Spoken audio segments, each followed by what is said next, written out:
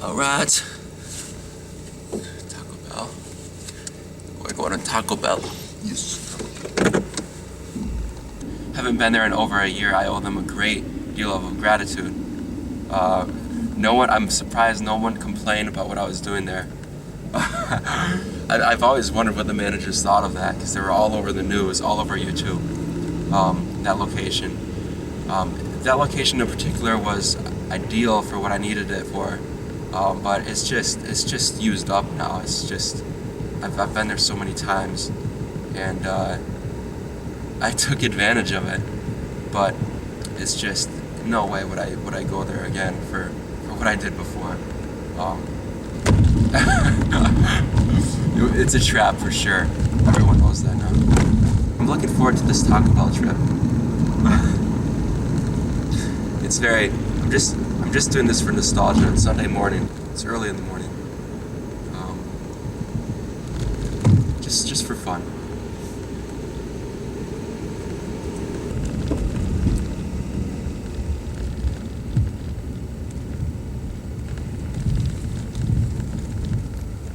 Wow. Dang, I'm going through the drive-thru right now. This feels feels so good. Alright.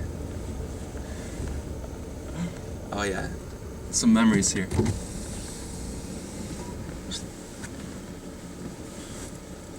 Hi, how are you? Hey, doing well. How are you? I'm good. I can take your order whenever you're ready. Okay, I'll just have a regular taco, please.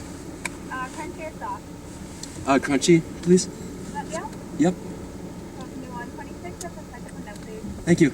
You're welcome. 126, pick up sticks. Me too. Yeah, this Taco Bell is so historical. I love this Taco Bell. I'll always remember this Taco Bell. Oh man. So many great memories here. Maybe not for other people, but for me personally. Back up right here.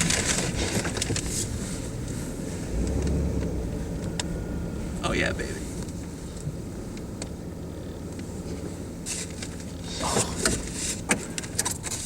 Right. I like. Panoramic, Leonard Street. Oh yeah, baby. Look at this. I think I parked in this parking lot a few times before. Historically. What do we have here? Who's he waiting for? This setup here, in this parking lot specifically, the setup here is perfect. Let me eat this taco quick. For the most part, I'm really calm while driving. Except for when I'm here to meet somebody that I've been talking to online at 2 o'clock, for instance, and if I always go through the drive-thru first, or I try to, and if I get held up in the drive-thru when it's like 8 minutes past the hour, or whatever it is there I'm supposed to meet, it's like I just want to go, like let me out. You can't. But otherwise, this area Taco Bell is perfect for what I used it for. I just didn't one day decide, oh, I'm gonna go to a parking lot. I had to do a little bit of research, and I found that this Taco Bell is ideal because the parking lot is only on one side of the building. That's a big advantage because there's really no hide and seek game. There are two ways to enter and exit this parking lot, which is really nice. And probably the biggest thing is I can't say it because it's kind of personal. I try to keep that to myself. But people thought it was funny when I would always go through the drive-thru at first. It was never for entertainment. I thought it would be kind of funny as a result. But there was a purpose behind that. It's obviously to scope out the area and just blend right in with the surroundings. You know, I'm not a dude looking to bust you. I'm just a patron at Taco Bell. In court, they said, Zach, where's the video of you like driving there? Like, did you cut that part off and the video edited? I said, no, the video's not edited. Like, but wait a minute, but what about like you arriving here? What happened? It's like, that's irrelevant. Me driving, this has nothing to do with the defendant. And I think the jury understood that when they listened to me back up. I think in this very spot. I think Yeah, it's got to be like this spot. I'll have to check the video. Um, but the jury watched me back up, and I played Nirvana, just going about my business. Uh, and the guy's car was right, literally the next parking space next to me, and I started playing Nirvana, and I was just eating my Taco Bell, and for maybe like a couple minutes, the jury, it was sweet because the courtroom, someone said, okay, it's time to watch the video, and I was on the stand testifying, and the lights dimmed, and I thought, for a split second, I thought, sweet, this is cool, we're gonna watch a video. It reminded me of being in school, when the teacher would be like, okay guys, we're watching a video, and be like, yes, and I felt like that, just for a split second, until the lights dimmed and they started playing the video, and I realized that this is my video. It's not gonna be so much fun watching it. It was so hard watching it because the jury was just watching me listening to Nirvana in my car, just chewing on chips with my video camera glasses. The crunches were so hard and so real, and amazing. That would have never happened in any other case in the world where the jury listens to Nirvana, the first minute of Breed, on this album. Never mind. Unlike what you see, the police have my raw video. So they see it all, and some of it is kind of weird. When people say that my videos are creepy, I'm relieved because I think, wow, if only they see what I cut out, it would change the game for sure. So when I take it as a compliment, I'm relieved when people say, oh, this is a creepy video. I think good. Because I'm glad you're gonna see it before you'd be really creeped out. But like, who cares? It's different. People say, Zach, this is really weird what you're doing here. Say, like, you think it's not weird? It's like, of course it's weird. Like, is this supposed to be not weird? I'm pretending to be a little girl. I'm meeting these guys. Of course it's weird. I think that's funny. But I don't really respond to criticism. I've had some reporters over coming unannounced. When you say, do you want to do an interview, and I don't say anything, it probably means I don't want to do an interview. With all this case stuff going on, I didn't want to do that. But some reporters came over unannounced, and that was annoying. And I was frustrated at them coming over, and so one day I went out there. I said, look guys, like, can you like back off? Like, this is private property. You can't be here. My landlord told you can't be here.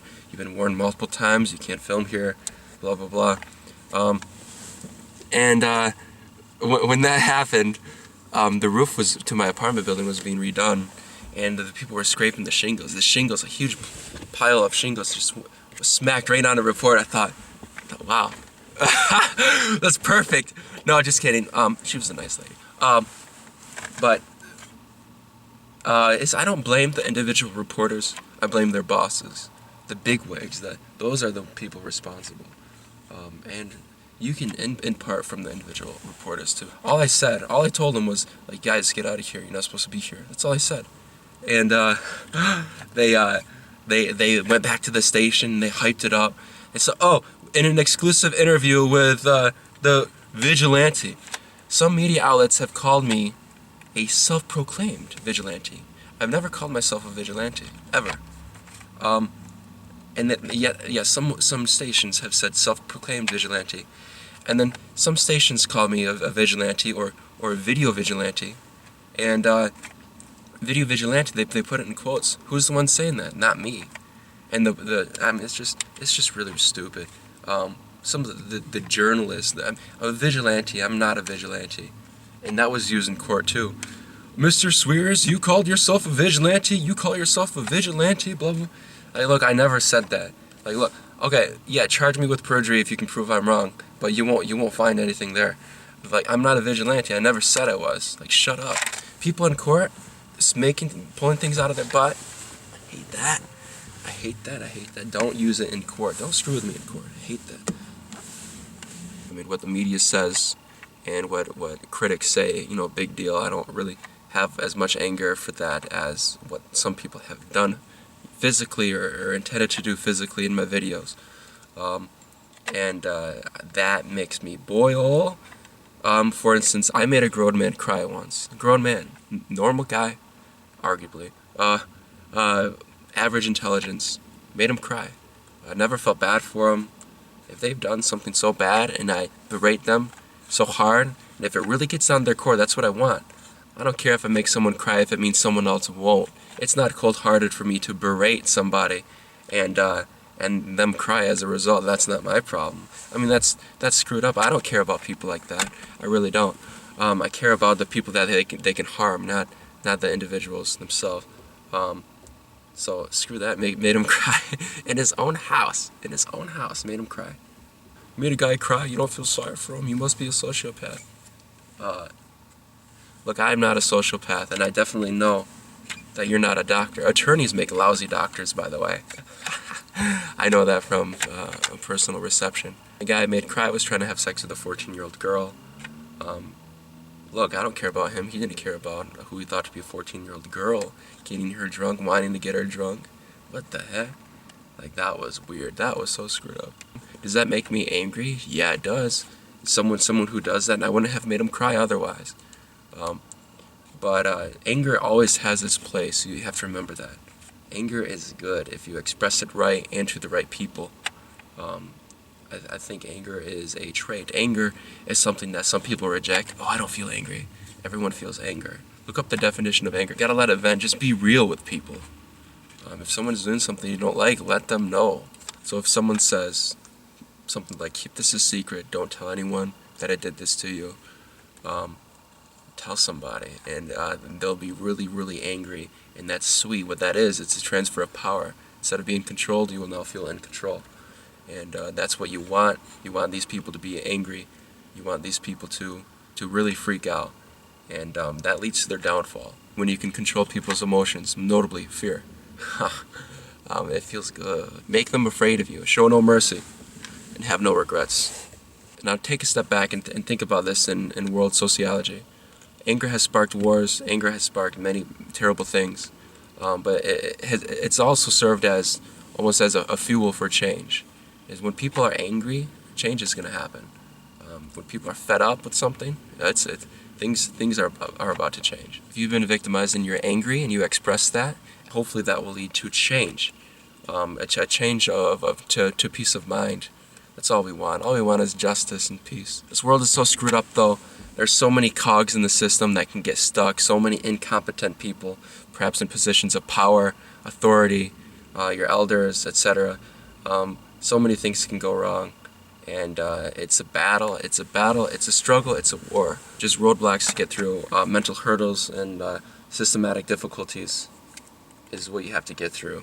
And it is a pain in the butt. There are so many things that can go wrong, that will go wrong. I think the world now is getting in the right direction as far as knowing that it's not okay to brush this under rug, that we need to address it.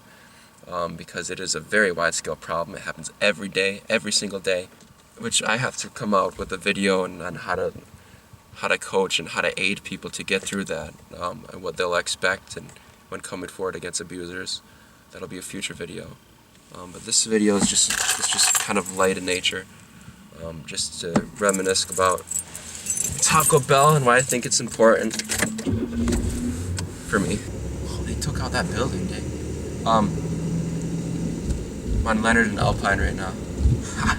Leonard and Alpine, there was that video was cool. Those chicks were laughing at me. They're looking in their mirror like, what the heck?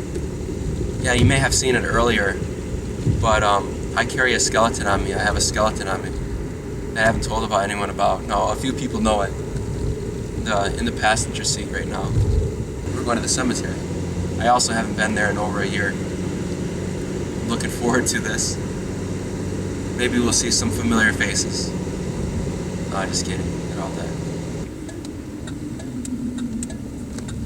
Yeah, those girls were like, what the heck? They saw the skeleton. I'm on private property right now, so I can show you.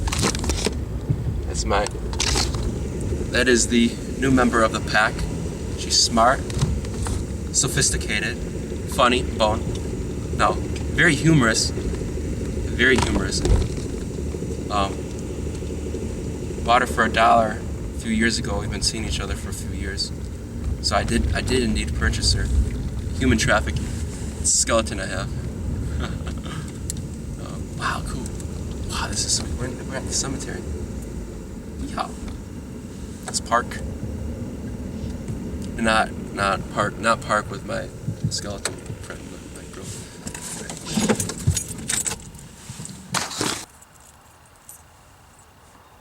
We're at the cemetery.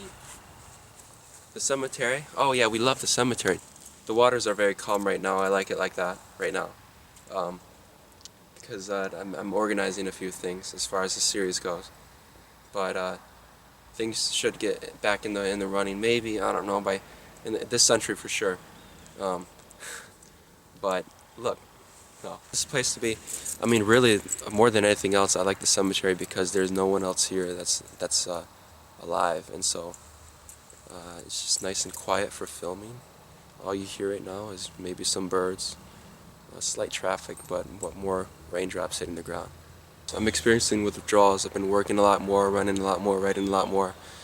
Not so much talking to predators as much as I need to. I mean, I was doing it last night, and it just amazes me how many there are.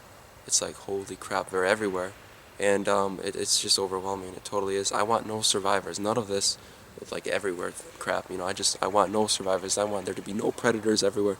But that's wishful thinking. It's impossible. They're everywhere, and it makes me frustrated. Is what it does. It makes me very frustrated.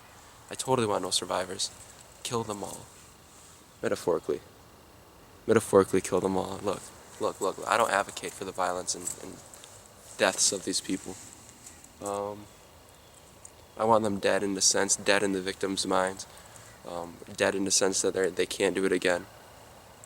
And that requires actual force. That requires a lot of proactiveness and activeness on stopping it directly. But man, it bites. There's so many out there. This is what the channel was founded on. I like doing it. I continue to do it. It's a different game. But it's so much fun though. It's so much fun. It's so much fun. Talking to them is so boring, it's sick, it's disgusting. Sometimes there's an occasional laugh behind the keyboard, but in real life, physically, they're right there. They're oh man, it's so much fun. Oh, we got the police here. The Grand Rapids police. That's good. Look, I just see the internet as something that I'm very familiar with, and if someone's using that for bad things, then you know I kind of want to stop it. It's giving our technology a bad name. We don't want that. Screw that. We gotta protect our own the things that we've built, and the things that we have, especially. More importantly, this channel is so dark, and you know it's appropriate for the topic, but I don't think that should be widespread across all aspects in life. And so there will be some fun stuff coming up. Sunday morning, I'm full of Taco Bell. That taco I had was so good. I'm going dumpster diving after this, so I'm just go straight to the dumpsters, dumpster by dumpster. I love looking in dumpsters, seeing what I can find, seeing what I can eat. No, maybe not. I'm cheap. I have a lot of Dutch heritage. A lot of my relatives in this grave on the west side of Grand Rapids, a lot of Dutch settlers. And I love dumpster diving, so it's gonna be fun. Adios.